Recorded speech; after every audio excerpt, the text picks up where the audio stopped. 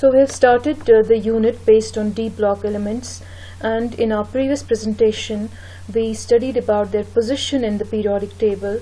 Then we discussed the electronic configuration. We know the general electronic configuration of D block elements, that their valence electron enters one of the d orbitals of the penultimate shell.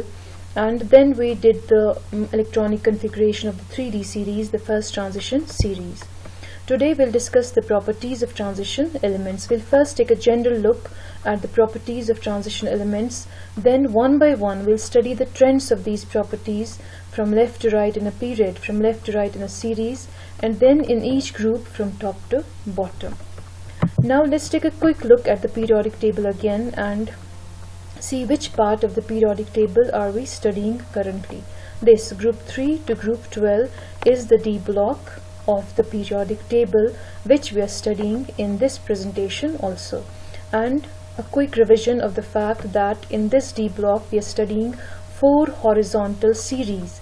First transition series, the 3D series; second transition series, the 4D series; third transition series, the 5D series; and the fourth transition series, the 6D series.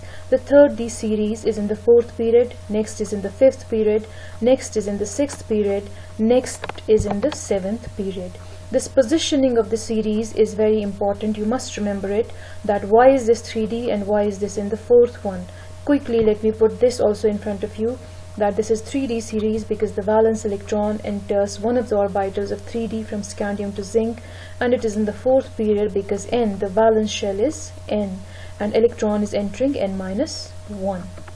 This is the basic thing about D block. When you remember this, then only you can understand everything we study in these presentations about D block elements.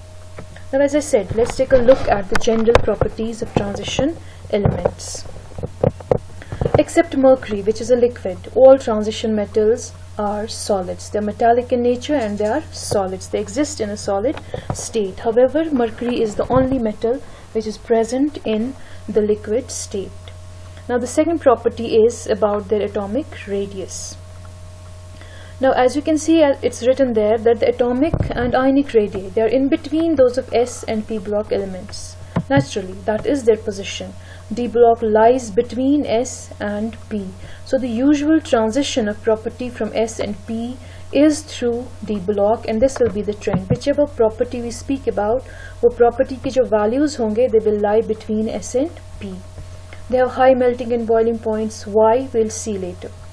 Their first ionization energies, if you remember from your classes of last year, that ionization energy is the energy required to expel the most loosely bound electron in an isolated gaseous atom. And that first ionization energy required to expel the first loosely bound electron, those energies are higher than S block and lower than P block. Again, it depends on the position of D block. We'll do this property in detail later. They are electropositive. They have the tendency to lose electrons. Now, after this property, from property 6 to property 12, these properties I'm going to read to you, they are specific to transition elements. I told you in the last presentation that all transition elements are D block elements, but all D block elements are not transition elements. You do know that from the definition of transition elements, we exclude zinc, cadmium and mercury, because by definition transition element is an element which has only 1 to 9 d electrons. And इस point से आगे जितनी भी हम properties पढ़ेंगे, ये एक substance के लिए तभी possible है show करना जब उसके d orbitals partially filled हो. Elements which have completely filled d orbitals, they will not show these properties. The first one is they show variable oxidation states. As is written there, variable. Like in S block we have sodium. It exists as Na+1. It shows one oxidation state. Here we have calcium +2. Shows one oxidation state. But here in the last presentation, no, I'll be doing that in the next presentation. You will see that manganese will exist as +2, +3, +4, +5, +6 and +7. And all of them, manganese shows a lot of oxidation states, but all of them show multiple oxidation states. Why do they show these variable oxidation states? We'll be studying it in detail later. They have catalytic properties. Again, we'll do it in detail later. They are colored compounds. Transition metals के आप जितने भी compounds देखोगे, like copper salts are blue. आपने lab में देखा होगा, last year आपके पास practical भी था. Purification of crystallization of copper sulfate. Copper sulfate was blue in color because copper is a transition element and all the compounds of transition elements are colored. Why? We'll see that later again.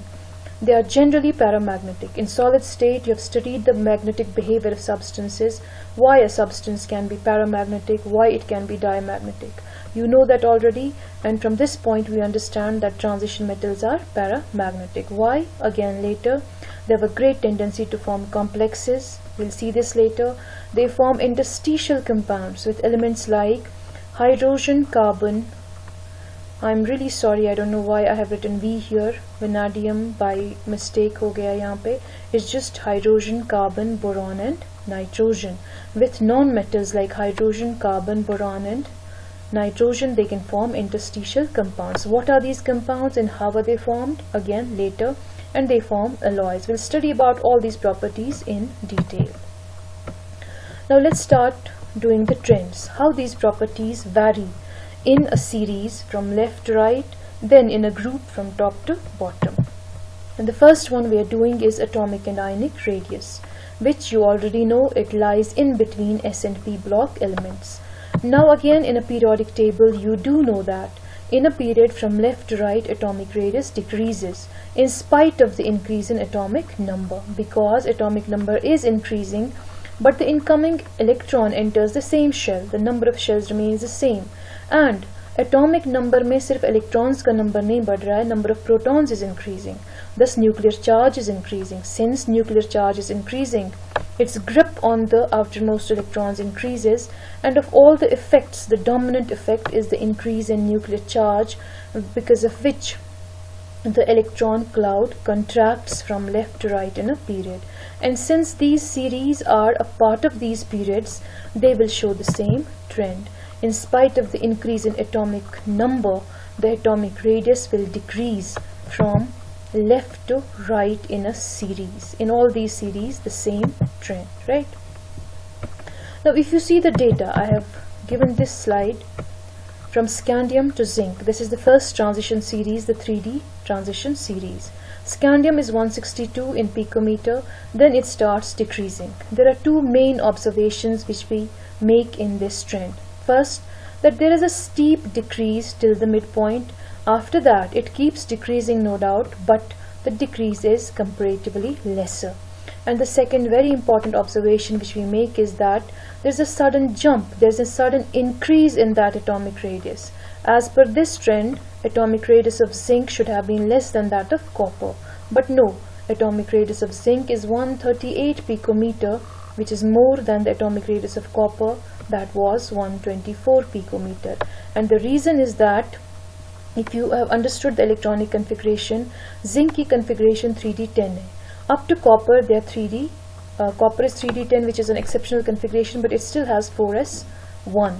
So there is a space for electrons to jump from one orbital to another. But zinc is 3D10, 4s2.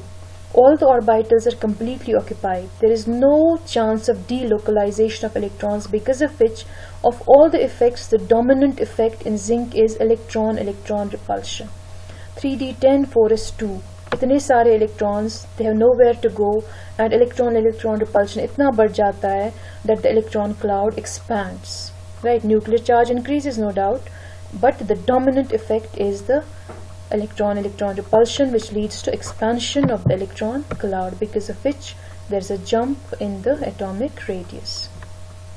Here, if we take a look down the group, what we observe is that down the group, like whole of the periodic table, atomic radius will increase, so that atomic radius of the elements of second series is higher than the atomic radius of the elements of first transition series. For example, we'll take group 5. We'll take group 4. Zirconium is a bigger atom than titanium. Similarly, hafnium should have been bigger than zirconium. But the important observation we make here is this, that the atomic radii of the second and third element, I missed the word element. Atomic radii of the elements of second and third transition series are almost the same due to lengthenite contraction. Zirconium and hafnium are almost the same, because here in this gap we have this series which is called as lanthanide series, and the decrease in their radii is explained in the name of a phenomenon called as lanthanide contraction. The consequence, one of the consequences of lanthanide contraction is this, that the atomic radii of the second series and the third series elements are almost the same. How and what is this lanthanide contraction? We'll study it when we do F block elements. For the time being, you remember that second series and third series के elements का radius almost same होता है even when you go down the group from second to third. The reason is lanthanide contraction. Now ionic radii follow the same trend. These are cations. They lose electrons. They are electropositive. So इनके जो ions होंगे, they will be cations. A cation is always smaller than its atom. But the trend, as far as the trend is concerned, from scandium to zinc, या from one ion to another, it is the same as that of atomic radius. The last point is important but very simple to understand and remember, that since they show variable oxidation states, तो iron जैसे कि है, iron एक तो atom हो गया, फिर ion, as an ion it is 2 plus as well as 3 plus. तो ion का radius क्या होगा? It depends on the oxidation state. Like +3 iron, ferric ion will be smaller than ferrous, which will be smaller than iron atom, right? So ion का radius क्या होगा overall? It depends on its oxidation state. A same atom का ion will have different radii in its different oxidation states. Very easy to remember because electron जब आप remove करोगे, आप probably एक पूरा shell भी remove कर रहे होंगे कुछ atoms में. So it will contract the electron cloud. We have a graph here too. The red one, the red plot is the plot of the radii of the first series, period 4 में जो है आपकी 3D series. The blue one is that of the second series, period 5. The third one is that of the third series, period 6. I have taken the picture from internet and there was a mistake here. That is why I have shaded it like that. You just need to take a look at the graph so that you can understand the trend. The next property that we'll be talking about today is their metallic character. As you already know, except mercury, which is a liquid, they're all the transition metals, they're solids, and they possess typical metallic properties, which are they're hard metals. First property, they are hard metals, they're malleable, they're ductile, they're lustrous, they have high melting and boiling points, they have high thermal and electrical conductivity, and high tensile strength. These are all typical metallic properties. Now look at the last point. Zinc, cadmium, mercury are therefore not very hard. Why aren't they hard? Let's go back to this. The first thing I have written here is they are hard. The reason is because they have a strong metallic bond character. इनके बीच में जो metallic bond है, it's a strong metallic bond. Metallic bonds as such are strong bonds, but those of transition elements are very, very strong. Why? If you remember the electron C model again, what is a metallic bond? It is a simultaneous attraction between mobile electrons and kernels. So it's very important to have mobile electrons there. Since transition metals के पास two sets of valence electrons है, एक तो ns electrons valence है ही, and then unpaired n-d electrons. जितने ज़्यादा होंगे ये unpaired n-d electrons, उतने ज़्यादा mobile electrons है, उतना ज़्यादा होगा attraction between these mobile electrons and the kernels, उतना ही strong metallic bond होगा.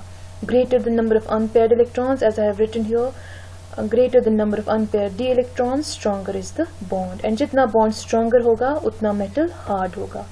Now since zinc, cadmium and mercury are 3d10, 4d10, 5d10 respectively, there aren't any free n-1d electrons. Thus n-1d electrons will not participate in the formation of metallic bonds. They are metals, but they are not very hard metals. Right?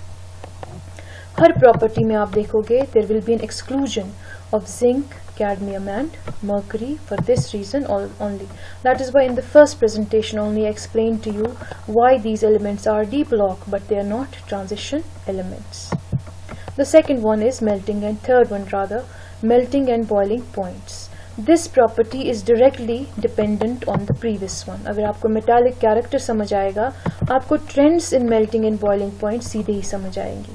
Since they are hard metals, they will have high melting and boiling points. But still, there are a few very, very important points in this slide which you must remember. Now what should we understand? That they all should have high melting points, because except zinc, cadmium and mercury of course, but all of them which are transition elements, they should have high melting points. This is the plot of the first series, this is the plot of the second series, and we see a dip at manganese and technetium. What is the reason that the melting point of manganese in the first transition series and that of technetium in the second transition series is so low? This is the reason. जब आप configuration लिखोगे इनकी, manganese is 3d5, technetium also is 3d5. Now that is the maximum number of unpaired electrons possible, but that is also the most stable configuration. Partially filled d orbitals are very stable, and stable होने का मतलब है that these electrons are tightly held by the nucleus. I have written it here, I have highlighted the whole point. In this graph you see two dips, one at manganese, one in technetium, and this is the reason. These electrons are tightly held by the nucleus. Metallic bonds strong होने के लिए the electron should be able to be delocalized, it should be mobile. Since they are tightly held by the nucleus, there is no chance of delocalization. So these electrons, they are unpaired, they could participate in bonding, but they do not participate in the formation of metallic bond. And since their d electrons do not participate in the formation of metallic bond, they are not as hard as other transition elements. That is why their melting and boiling points are low as compared to other transition elements, right? Next thing which you will notice is in this one, the third transition series, and in all of these the highest peak is that of W. What is W? It is tungsten. Thus tungsten, you remember, has the highest melting point among d block elements, and mercury is the only metal which is liquid at room temperature. We end this presentation with this graph. All the properties of transition elements are very important. They have to be discussed individually, and in the next few presentations we will complete all the properties of transition elements. Thank you.